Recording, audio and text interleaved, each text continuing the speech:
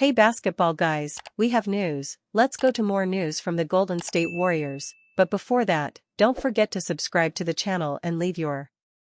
The Warriors still understand that this winning core of Stephen Curry and Draymond Green can still win another NBA title. Stephen Curry is one of the best scorers in the league and Draymond Green is one of the best defenders. By fixing some flaws, most notably adding a big man and another solid scorer, the Warriors will be a mix of seasoned NBA champions and promising young players who can win next season, which is the Warriors' goal before the window closes for Draymond Green and Stephen Curry. Warriors still have a chance to bring Kevin Durant back to win another championship. Jonathan Kuminga's status with the Golden State Warriors is unclear. The above-the-rim 6'7" forward performed well against the Minnesota Timberwolves in the second round of the postseason. Still, gauging how the organization feels about Kuminga after an up-and-down 2024-25 campaign is challenging. Bleacher Report's Andy Bailey predicts the Warriors will part with Kuminga and reunite with an electrifying 15-time All-Star forward this summer. This possibility would obviously require the Warriors to give up more than just Kuminga, but because they got out of the Jimmy Butler trade without too much damage to their asset stash, there may still be a sliver of a chance for a Kevin Durant reunion, Bailey wrote Friday. Golden State can send multiple first-round picks and/or first-round pick swaps to the Suns, Kuminga on a new contract, some salary filler, and one or two other promising younger players, like Brandon Podziemski, for KD. And Phoenix Suns might have to seriously consider something like that. Durant turns 37 in September, has a pretty robust injury history, and couldn't prevent this Suns season from going off the rails. There are other teams that can beat the Warriors' offer for him, but at this point, they may not want to.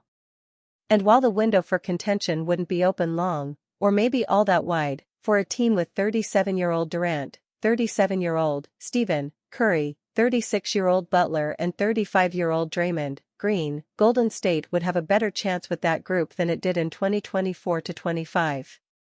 Bailey's trade proposal sends Kuminga, via sign-and trade, Buddy Hield, Moses Moody, Podziemski, and a 2027 first-round pick to the Suns for Durant.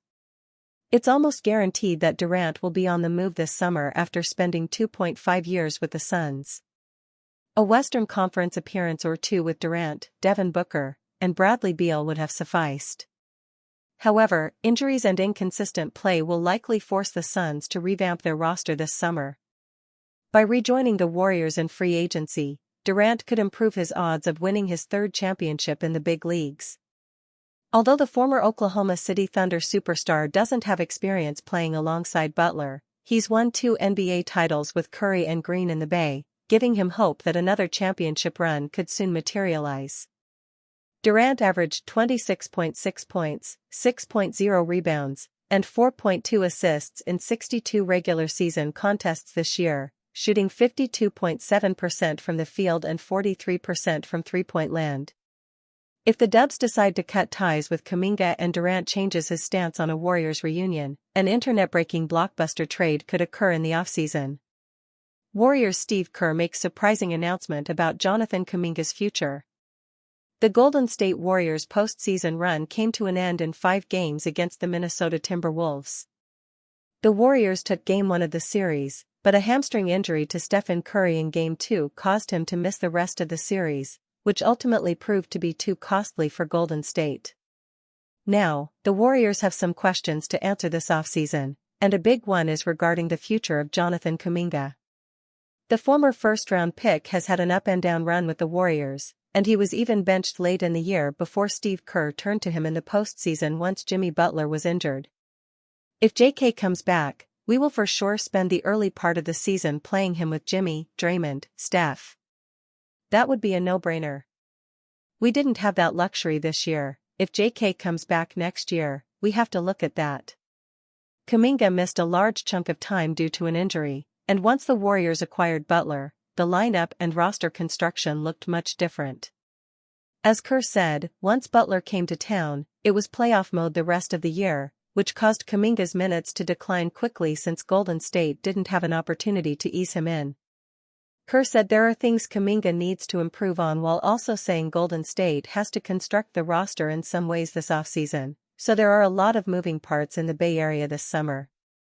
But, keeping Kuminga in town seems like an option, at least from Kerr's perspective. Warriors Mike Dunleavy Jr., Steve Kerr have interesting comments on Jonathan Kuminga's future with team. The Warriors are heading into a pivotal offseason as they look to put together a roster that can help stars Stephen Curry and Jimmy Butler compete at the highest level possible. On Friday, General Manager Mike Dunleavy Jr. spoke about one of the biggest questions facing the team in that effort: what to do with the talented but inconsistent wing, Jonathan Kuminga, who will be a restricted free agent this summer. As far as bringing him back next season, I think it's something we're very interested in doing because, when I look at the things JK does well, in terms of getting to the rim, finishing, getting fouled, these are things we greatly need, Dunleavy said, as reported by ESPN's Om Youngmisuk. Team owner Joe Lacob's well-chronicled appreciation for Kuminga works in favor of the 22-year-old from the Congo remaining with the Warriors. However, Dunleavy was far from definitive when he discussed Kuminga's future in the Bay. "I know how we can work with him better," Dunleavy said. "But in terms of guessing how it's all going to play out or what the contract might look like or sign-in trades and things like that, honestly, I'd be totally guessing at this point to conjecture on anything. Assuming they tender him an $8 million qualifying offer as expected, the Warriors could negotiate a new multi-year deal with Kuminga, let him seek an offer sheet with another team or work out a sign-in trade deal to send him elsewhere. He could also choose to accept his QO, which would put him in track for unrestricted free agency in 2026. Kuminga's role fluctuated throughout the season, as well as in the playoffs, but Curry's injury in the first round opened the door for him to receive major minutes and he made the most of the opportunity, despite the Warriors falling to the Timberwolves in 5 games. In his final 4 outings, he averaged 31 minutes per night and put up 24.3 points and 3.5 rebounds while shooting 38.9% from 3 and racking up 6.3 free throw attempts per game. Head coach Steve Kerr admitted earlier this spring that he had trouble using Kuminga alongside Butler and Draymond Green, but indicated on Friday that he'll exercise more patience exploring lineup fits for the 6'8" forward should he remain on the roster. "If JK comes back, we will, for sure, spend the early part of the season playing him with Jimmy, Draymond, Steph," Kerr said. "To me, that would be a no-brainer. We didn't have that luxury this year. Even as younger teams become NBA adults capable of toppling them, the Warriors remain emphatically committed to 3 veterans who will enter next season averaging 36.4 years of age. This is a naked attempt to defy NBA history, which is unkind to aging stars. The Warriors are attempting to do it only because Stephen Curry is a hoops unicorn. Here's what I know, we have Steph Curry on our team, who's one of the greatest players of all time," Coach Steve Kerr said on Friday. Curry will be 38 years old when the 2026 NBA playoffs begin. Jimmy Butler III turns 36 in September, and Draymond Green will turn 36 next March. No team with such an aging core has won an NBA championship. "We're at the point now where you've got to have an eye to the future down the road," General Manager Mike Dunleavy said. "But this league is year to year, and especially with the guys that we have, our focus is mostly 90% on next season. This approach is a one-year pursuit. The last ride, as coined by Curry when Butler was acquired in February, is postponed until the 2025-26 season. The 2026-27 season is on the books, but Dunleavy's 90% remark removes it from the current equation. How do we make this group better? That can come in myriad ways, Dunleavy said. It begins with discovering supporting players capable of generating offense. The most reliable such player on Golden State's current roster is Jonathan Kuminga, a gifted athlete whose spectacular moments don't always offset his general impact. He'll be a restricted free agent in June, and there will be outside interest. Remember this: that as much as CEO Joe Lacob likes Kuminga, he loves winning in May and June. It was abundantly evident during the postseason that the Warriors need a lot more shooting/scoring and a bit more size, in that order. Once Curry went down with a strained hamstring in Game 1 of the Western Conference semifinals, the offense was reduced to Buddy Hield's fickle shot and not much else. But you could see, when Steph went out, the lack of shooting was an issue, Kerr conceded. And that impacted Draymond, it impacted Jimmy, impacted JK? Those are things that we have to figure out for sure. Figuring it out requires making shooters/scorers a priority, which is not something the Warriors have done in recent years. The biggest blown opportunity was 2018, when they selected Jacob Evans when Jalen Brunson, DeAnthony Melton, and Gary Trent Jr. were still on the board.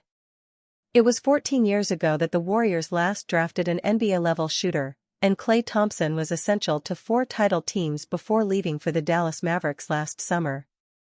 Dunleavy brought in Hield, a logical move insofar as he has similar skills.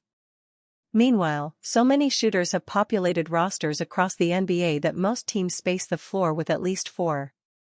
Some, like the Eastern Conference finalist Indiana Pacers and defending champion Boston Celtics, are deep enough to play 5 out, with everyone a threat from deep. In a starting lineup featuring Butler and Green, who can make 3-pointers but don't stretch a defense, the Warriors can play no more than 3 such threats. This is another perk of having Curry. It's also another example of Golden State's defiance, this one about the current trend rather than league history. It's playing to your strengths, right? Dunleavy said. There are multiple ways to skin a cat. I think people complain about the homogeneousness of the NBA, so to speak, where everybody's spacing is out and playing high pick and roll and shooting a bunch of threes and all that. I like that we can do things differently, obviously with Steph, he's such a unique player and creates so much gravity. But Jimmy and Draymond are unique in their own rights. Jimmy's ability to get to the line, it's a highly efficient way to score and get to the basket and those things. We've got ways to be a really good offense, but it's just maybe not as traditional in 2025 as some of these other clubs. Which is fine, if someone can score effectively from multiple levels. The last Warriors draft pick with that quality was Jordan Poole, selected in 2019. Essential to the team's success in the 2022 playoffs that ended with a championship, he was traded to the Washington Wizards 2 years ago and has not been replaced. Poole at his best could replicate some of what makes Curry special, and was even quicker off the dribble. It's not a coincidence that the Warriors reached the top when Curry had a sidekick who was capable of scaring defenses with shooting/scoring. So, it's reasonable to put that need at the top of the offseason list. The biggest thing, who we're trying to acquire or draft or sign, is how much does that player make us better, Dunleavy said. And from there, what all are we giving up? We're good giving up whatever it takes. This offseason amounts to a roll of the dice for 2025 to 26. The Warriors know their core is exceptional but needs a better supporting cast. It's up to the front office to find that. And, yes, Kuminga might be the chip in such a deal. Winning a championship around Curry Butler Green will require a superb addition, or at least 2 very good ones. The relatively old 2014 Spurs won it all with 38-year-old Tim Duncan, 36-year-old Manu Ginobili and 32-year-old Tony Parker. But they had 22-year-old Kawhi Leonard, who was voted NBA Finals MVP. A 22-year-old Kawhi Leonard is not walking through the Chase Center doors. Steve Kerr's blunt take on Draymond Green's role with Warriors. Many people felt the Golden State Warriors had become legitimate championship contenders after they traded for Jimmy Butler in February. But they lost in 5 games to the Minnesota Timberwolves in the Western Conference semifinals, and all of a sudden, they have taken on the look of a team that needs some work. While Stephen Curry's hamstring injury was a major factor in that loss to Minnesota, they also need a couple more complementary players to win it all for the 5th time in the Curry era. Their biggest roster need appears to be a starting caliber center with the size to hold down that position, especially defensively and on the boards. Head coach Steve Kerr seemed to echo that sentiment by saying he doesn't want forward Draymond Green to masquerade as a 5 anymore. I don't want to start next season with Draymond as our starting center, Kerr said. I think it's doable for the last 30 games like we did this year, but you see the toll it takes on him. Even at age 35, Green remains an integral part of what Kerr and the Warriors do.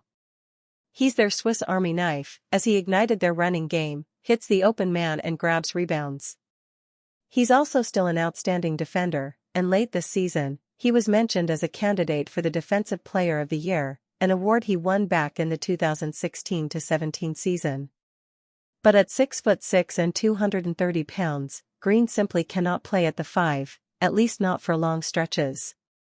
Right now, the only rotation player Golden State has who is taller than 6'9" is Quinton Post, who averaged 8.1 points, 3.5 rebounds, and 0.4 blocks in 16.3 minutes a game during the regular season.